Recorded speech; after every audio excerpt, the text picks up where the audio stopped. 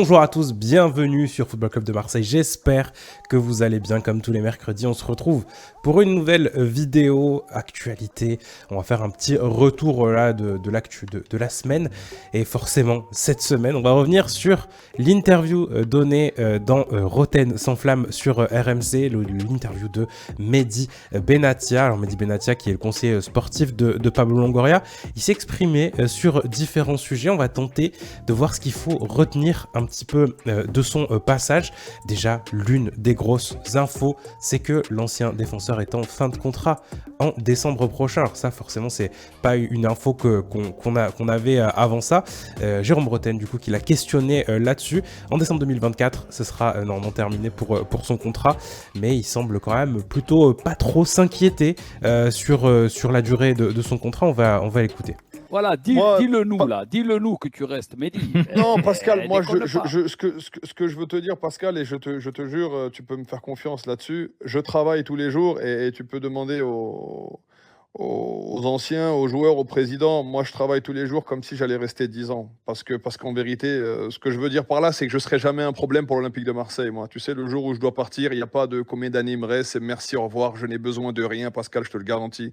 Je veux simplement aider ce club à grandir. Je veux simplement essayer de qu'on vive des vraies soirées. Moi, tu sais, je vis comme ça. Je sais pas comment t'expliquer. Tu vois, j'étais à la Juventus, j'en ai qu'est-ce qu'il a marre besoin de ce club pour grandir? Qu'est-ce qu'il a Qatar. besoin pour grandir, Mehdi, ce club? De la stabilité, il a besoin de stabilité, il a besoin aujourd'hui, par exemple, si on regarde l'effectif, je pense que c'est un effectif qui a beaucoup de qualité, mais à l'instant T, on a besoin de plus de passion encore, de plus en italien, on dit consapevolezza, je sais pas le mot en français, que les joueurs doivent se rendre compte à quel point il y a une belle équipe de confiance. Tu vois, d'auto-estime, voilà. Tu peux pas arriver et parce que tu joues un tel ou un tel au Vélodrome et commencer à reculer. Pourquoi C'est ça que le coach a envie de mettre en place. Le coach, combien de fois je l'ai entendu dire à la mi-temps, les gars, jouez de l'avant. Est-ce que ça existe encore? Est-ce que ça existe encore ces joueurs dont tu parles, Mehdi? Est-ce que ça existe? On va les trouver, du gars. Si c'est pas là, ce sera en janvier. C'est pas en janvier, c'est en juin. On veut. C'est ça le truc, tu vois, tu parles de joueurs de caractère qui venaient alors qu'ils étaient peut-être moins talentueux, peut-être, j'en sais rien, mais même s'il y a eu d'énormes joueurs à Marseille, mais qui avaient un sacré mental, qui avaient une sacrée envie, qui avaient une fierté aussi qu'on pouvait parfois accuser d'être un peu prétentieux, d'être un peu arrogant, être un peu, voilà, te regarder de haut. C'est un peu ça, tu vois, qui manque peut-être à ces joueurs-là. C'est exactement ce qu'on a envie de trouver. Voilà, il a envie de trouver ces joueurs justement de caractère. Mais sur le mercato, Benatia, il n'y a pas vraiment confirmé qu'il y aurait des recrues dès cet hiver. Il évoque plus une confiance en tout cas qui commence à arriver autour de l'effectif et ne pas forcément se précipiter sur d'autres joueurs, etc. Mais bon, s'il y a des possibilités, ça risque de bouger. Il a évoqué rapidement la petite rumeur Paul Pogba. Bien sûr, il dit voilà, Paul Pogba, c'est un joueur qui est encore à la Juventus, donc on va pas commencer à parler d'autres joueurs, mais apparemment il a quand même discuté avec lui parce qu'il dit voilà, Paul, c'est très bien tout ce que je pense de lui, donc voilà.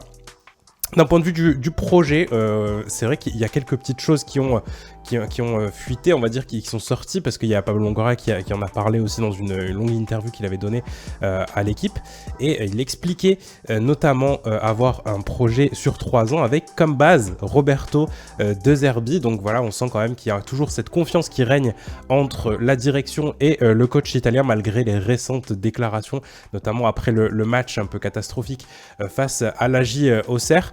Et du coup, Mehdi Benatia, il a, semble-t-il, la même vision que Pablo Longoria, forcément.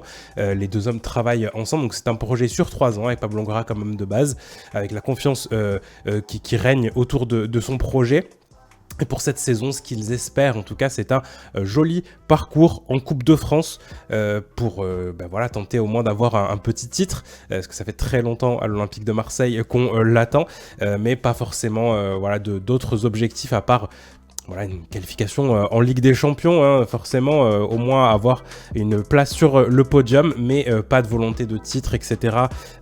Pablo Longoria et Mehdi Benatia ne se doutent pas, en tout cas ne se disent pas qu'ils sont en train de jouer dans la même cour que le PSG. C'est ce que Mehdi Benatia aussi a dit là sur RMC. Donc voilà pour les points un peu à retenir sur l'interview de Mehdi Benatia qui du coup est venu un petit peu calmer les tensions, éteindre un peu le feu, parce que il y avait ces récentes déclarations du coup de Roberto De Zerbi qui avait un peu mis le feu et on se disait tous voilà, c'est peut-être une petite crise qui est en train de commencer à l'Olympique de Marseille, mais finalement, voilà, Benatia revient un peu sur ça pour calmer le jeu et rappeler surtout que l'Olympique de Marseille est 3e au classement. Donc ça va quand même, on va dire ça, et c'est pas une catastrophe absolue. Alors oui, sur le terrain, il manque encore pas mal de choses, on le sait, on commence à voir des petites bribes de ce que Roberto De Zerbi a envie de montrer. On l'a vu notamment pendant 30 minutes face au FC Nantes. Mais comme le rappelait d'ailleurs le conseiller sportif,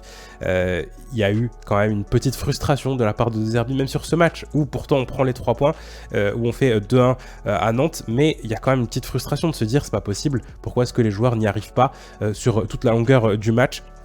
Et lui aussi est frustré de ne pas reconnaître vraiment les préceptes qu'il essaye de donner à ses joueurs, et que voilà, le problème, surtout en défense, persiste. Justement, parlons un petit peu de la défense, parce que l'Olympique de Marseille a reçu une offre de la part de Montpellier. Ça, c'est une des grosses infos de cette semaine, de la part de Montpellier pour Bamo Meïté. Alors voilà, le défenseur ivoirien est toujours à l'Olympique de Marseille. Il n'a pas beaucoup joué cette saison, pourtant il était utilisé en tant que latéral droit pendant les matchs de préparation, notamment contre Pau, contre toutes ces équipes qu'on a joué en début de saison, et finalement pas vraiment de temps de jeu pour lui. Le défenseur central se retrouve dans une situation où il n'est même pas cité quand le coach parle des défenseurs centraux en conférence de presse. Vous le savez certainement si vous suivez toutes les émissions.